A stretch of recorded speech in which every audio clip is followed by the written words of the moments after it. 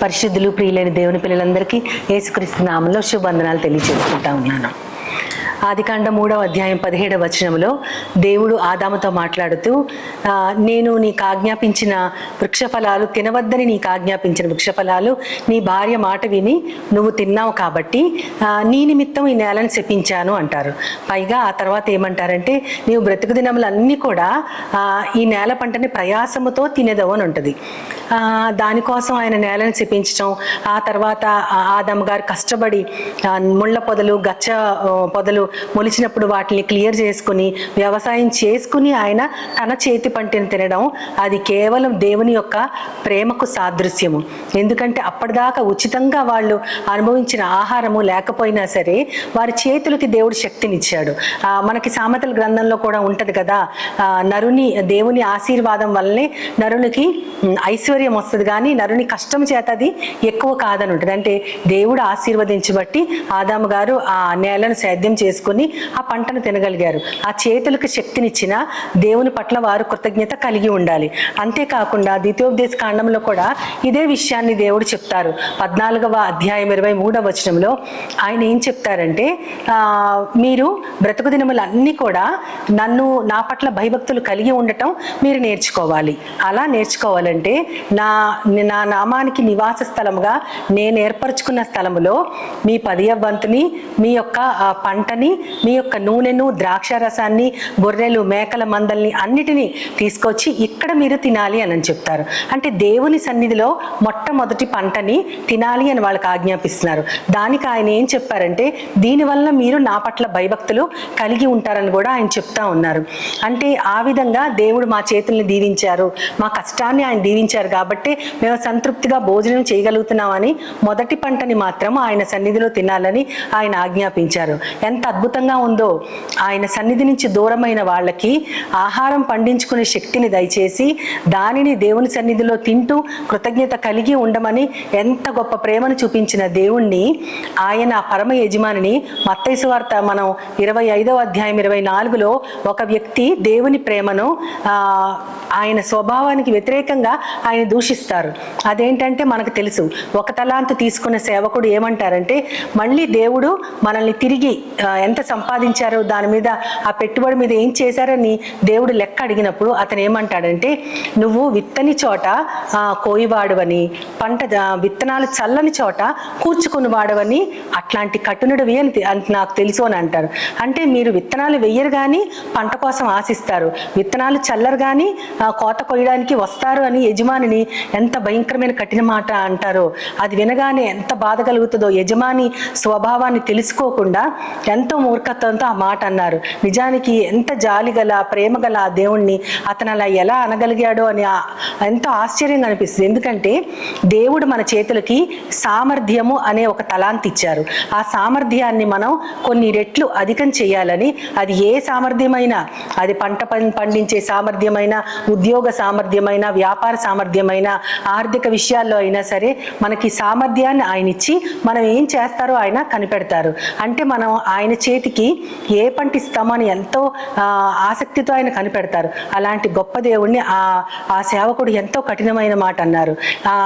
అదే విధంగా యేసుక్రీస్తు వారు కూడా యోహాను సువార్తలో మాట్లాడుతూ 4వ అధ్యాయంలో ఆయన ఏమంటారంటే, సమరయ స్త్రీతో మాట్లాడుతూ ఆమె ఆ గ్రామంలోకి వెళ్ళి నేను చేసినవన్నీ నాతో చెప్పిన వాడు ఇక్కడ ఉన్నాడని గ్రామంలో చెప్పడానికి వెళ్ళినప్పుడు శిష్యులు వచ్చి ఆయన అక్కడ కూర్చోవడం చూసి ఆశ్చర్యపడి ఆయన గురించి, ఆయన ఆహారం గురించి వారు అడిగినప్పుడు ఆయన ఒక ఆసక్తికరమైన మాట అంటారు.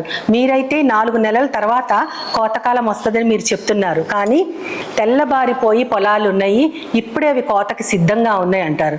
అంటే ఆయన ఉద్దేశం ఏంటంటే, నేను పంపిన నా తండ్రి నన్ను పంపారు, నన్ను పంపిన తండ్రి యొక్క చిత్తాన్ని నెరవేర్చడమే నాకు ఆహారం అని చెప్తారు.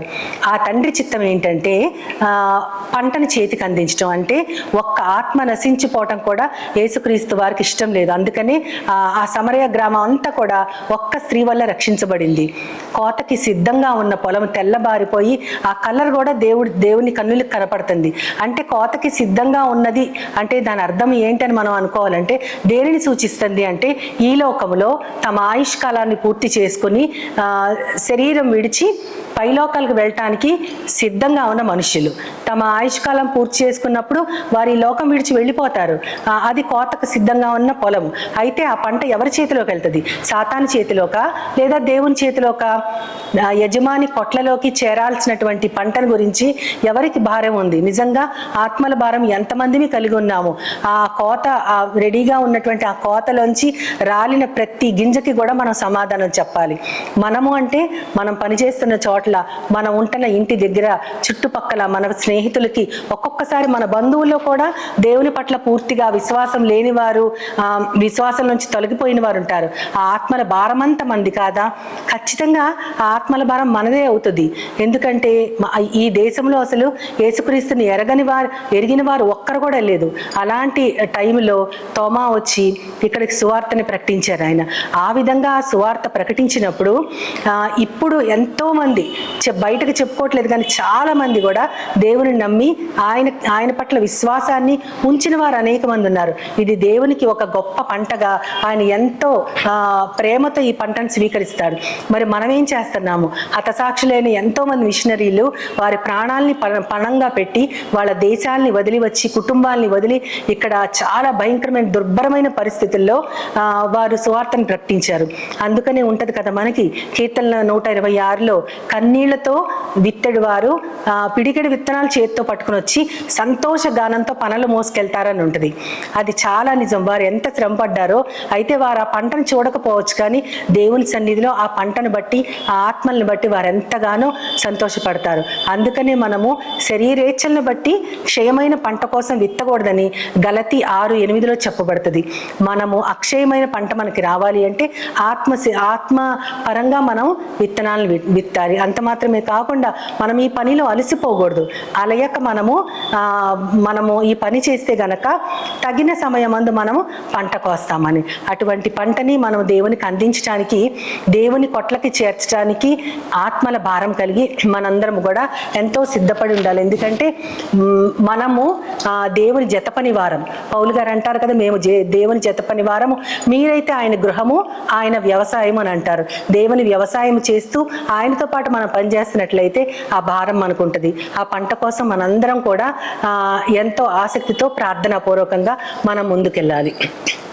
పంపుము దేవా పనివారలను పంటను కోయుటకు, నేడే పంటను కోయుటకు.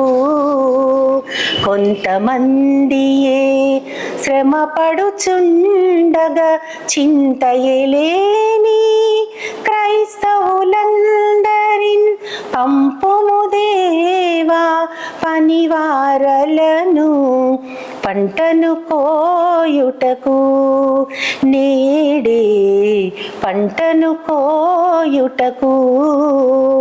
తెల్లబారి ఉన్న చేలను తెల్లవారక ముందే లేచి, తెల్లవారి ఉన్న చేలను తెల్లవారక ముందే లేచి, ఉల్లము దేవుని ఆత్మతో నింపి, ఉల్లము దేవుని ఆత్మతో నింపి, ఉల్లాసముతో కూర్చెడు వారిని, ఉల్లాసముతో కూర్చెడు వారిని పంపుము దేవా పనివారలను పంటను కోయుటకు, నేడు పంటను కోయుటకు.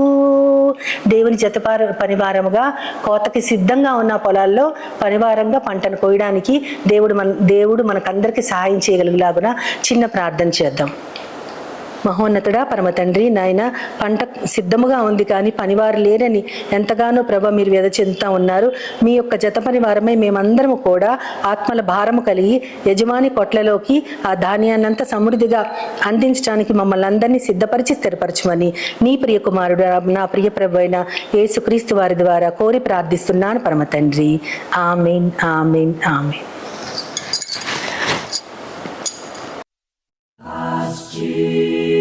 Jesus now, He's always